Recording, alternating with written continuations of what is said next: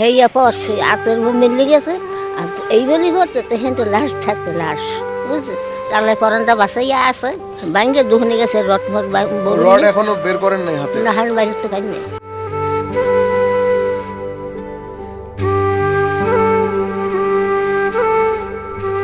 দর্শক, আপনারা জানেন মানবতা রান্নাঘরে আমরা মানবতার রান্না করি এবং সেই রান্না ভালোবাসা হিসেবে মানুষের মাঝে ছড়িয়ে ছিটিয়ে দেওয়ার চেষ্টা করি এবং সেই সাথে আমাদের যেটা কর্মসূচি সেটা হচ্ছে একবেলার আহার। প্রত্যেকটা অঞ্চলে একটা গরিব অসহায় ফ্যামিলিকে খুঁজে বের করে আমরা তাদের সঙ্গে একবেলা আহার করার চেষ্টা করি।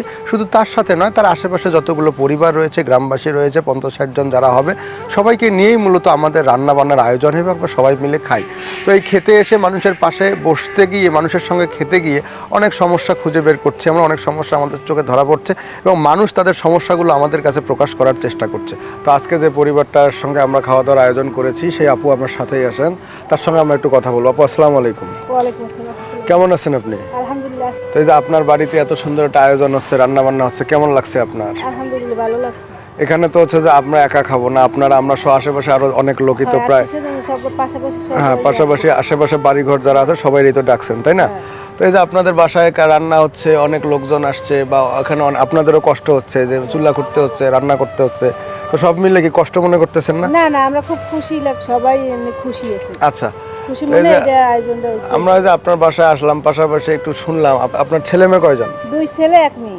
2 ছেলে 1 মেয়ে। আপনার স্বামী কি করেন? কাজ কাম বেশি দিন করতে মানে কাজকর্ম করতে পারে না, মানে পরিশ্রম করতে পারে না, এটা হচ্ছে সমস্যা। তাহলে পরিশ্রম যদি করতে না পারে তাহলে আপনাদের সংসার চালাতে তো কষ্ট হয়ে অনেক যায়। কষ্ট হয় স্যার, আমি ওই রশিগুলো পাকাই দেন 7-8 টাকা দিয়ে দেন, এই দিয়ে দেন আমার মানে প্রত্যেকটা রশি প্রতি 7-8 টাকা দেয়। হ্যাঁ, তাহলে আমার একটু হেল্প হয়, ধরেন লেখাপড়া ঠিক মতন করাতে নে, বাচ্চাকে বড় জনে সে ধরেন কাজে বাইরেছে, আবার লেখাপড়া করছে, এই ঝামেলা অনেক ঝামেলা। মানে হচ্ছে 3টা সন্তান পারলেও হে ধরেন আবার কলগুলো নিয়ে আসে, একা তো আর করা সম্ভব না।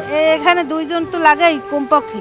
হের মুখে সমস্যা আছে, ধরেন চোখেও সমস্যা, এক চোখ দিয়ে পানি ঝরে সব। বড় ডাক্তার দেখাইলে ভালো চিকিৎসা করলে ধরেন হয়, বড় ডাক্তার দেখাইলে স্যার আর্থিক অবস্থা তো নাই এরকম, ওই একার পরিশ্রম দিয়ে সবকিছু করতে। দাদা, আমি অসুস্থ, আমার টাইফয়েড নিউমোনিয়া হয়েছিল, আমার একটু মুখ একটু বাঁকা, আমার চোখের সমস্যা, আমার কাজকাম করতে খুব সমস্যা হয়, আমার মাজার সমস্যা, আমার সংসার নিয়ে আমার খুব একটা টানাটানি, আমি যে কাজকাম করি তার সংসার চলে না। আপনার সন্তান কয়জন?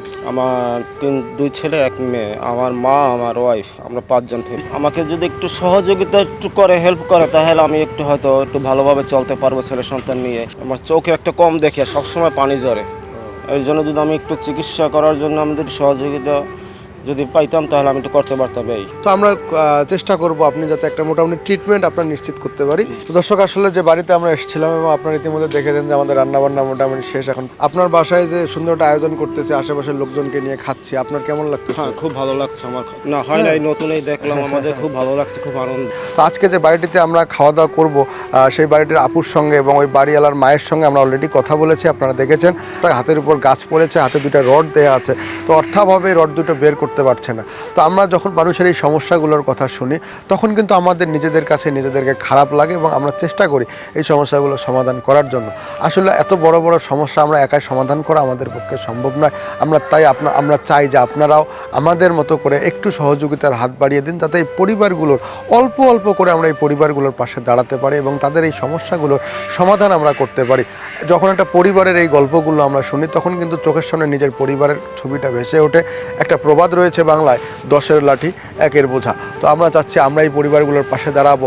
অবশ্যই আপনাদের মাধ্যমে আপনারা যদি আমাদেরকে সামান্য পরিমাণে সহযোগিতা করেন এই পরিবারগুলোর পাশে দাঁড়ানোর, তাহলে হয়তো বা 1 কেজি চালের জায়গায় 2 কেজি চাল আমরা তাদেরকে দিতে পারবো। তো আমরা চাচ্ছি আমরা যেরকম করে এই কাজটি করছি আপনারা আমাদেরকে উৎসাহিত করুন। আপনাদের মূল্যবান মতামতগুলো, আপনাদের সঠিক দিক নির্দেশনাগুলো আমাদের কমেন্ট বক্সে বা আমাদের মেসেজে আমাদেরকে জানিয়ে দিন। আরও কিভাবে করলে এই কাজগুলো আমরা ভালো করতে পারবো, আমরা যাতে করতে পারি, আরও কেমন করে বড় আকারে কাজগুলো করা যায় আপনারা আমাদেরকে সঠিক দিক নির্দেশনা দিন। এবং আমরা যাতে এই পরিবারগুলোর পাশে দাঁড়াতে পারি, এজন্য আপনারাও আমাদেরকে সহযোগিতার হাত বাড়িয়ে দিন, যাতে সবাই মিলে সব হাত একসাথে করে মুষ্টিবদ্ধ একতাবদ্ধভাবে আমরা যাতে সুখী সমৃদ্ধশালী আমাদের সমাজটাকে বদলে দিতে পারি, সুখী সমৃদ্ধশালী সমাজ তৈরি করতে পারি। একটি এলাকা থেকে একটি সমাজ থেকে একটি জেলা এবং একটি জেলা থেকে একটি রাষ্ট্র একসময় পরিবর্তন হয়ে যাবে। তো সবার জন্য অনেক অনেক শুভকামনা এবং সবার সর্বাঙ্গীন কল্যাণ কামনা করে আজকের মতো মানবতা রান্নাঘর থেকে বিদায় নিচ্ছি। সবাইকে আসসালামু আলাইকুম।